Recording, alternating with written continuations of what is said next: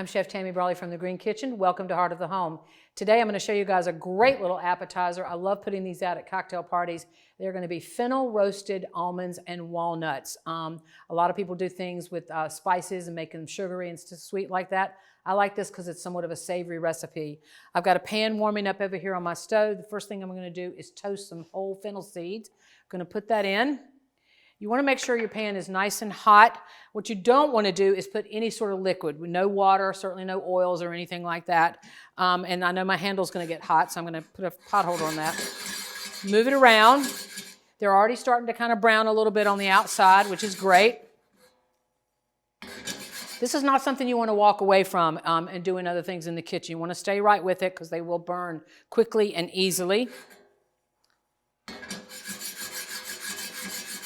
This is an enameled cast iron skillet, but you can use a regular skillet. You don't have to it doesn't have to be cast iron. A couple of more minutes on that.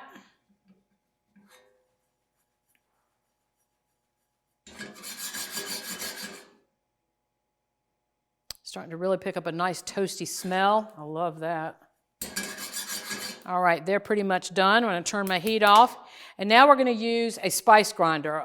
Spice grinder, coffee bean grinder, it's used for everything. These things are fantastic, and I'm going to show you a little trick about how to clean them. So we're going to go into the spice grinder with the toasted fennel. Going to grind the fennel seed up.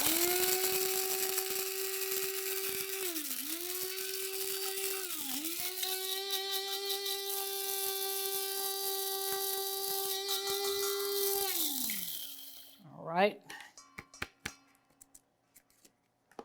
Pretty perfect, very powdery, which is what I'm looking for. We're going to put it into a bowl, the toasted fennel. We're going to add a little sugar, little pinches of salt, a little pepper. You can certainly measure if you'd like, but I usually don't. Mix those up.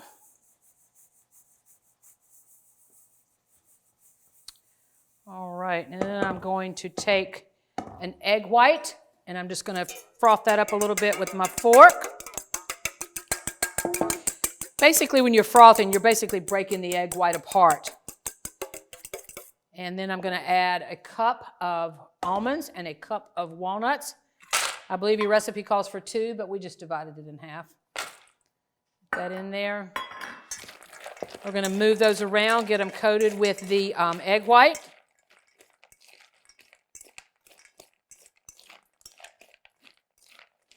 And really, any nut you want to use, it's your choice. I love walnuts. I think they've got a fantastic flavor. I particularly like black walnuts. Those are my favorites. But these would be good equally, I think, with just about any nut. And then we're going to take those spices that we mixed, and we're going to just sprinkle those over there and get those mixed in.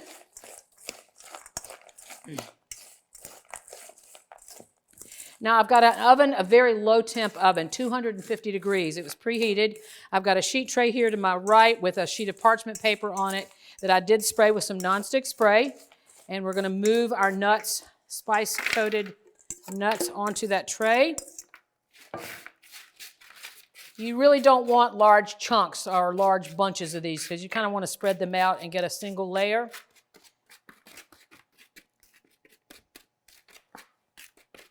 All right, these are going to go into the 250 degree oven for 40 minutes, and you do want to stop and stir them about halfway through.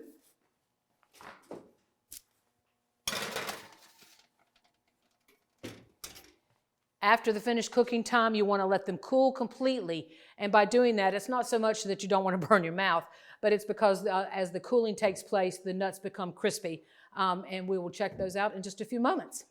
All right, now to my little tips and tricks, which I love to show everybody, is how to clean that spice grinder.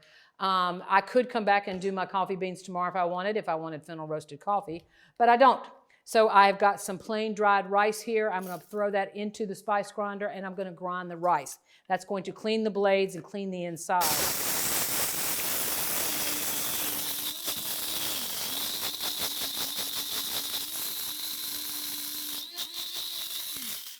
This is great. After it's clean, I can wipe it out with a damp towel if I want to.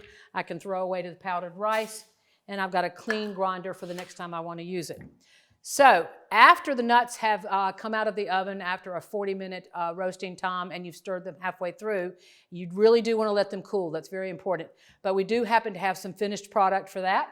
The longer they cool, the crispier they become, and there you have it. Fennel roasted almonds and walnuts. I'm Chef Tammy Brawley from the Green Kitchen. Join us next time on Heart of the Home.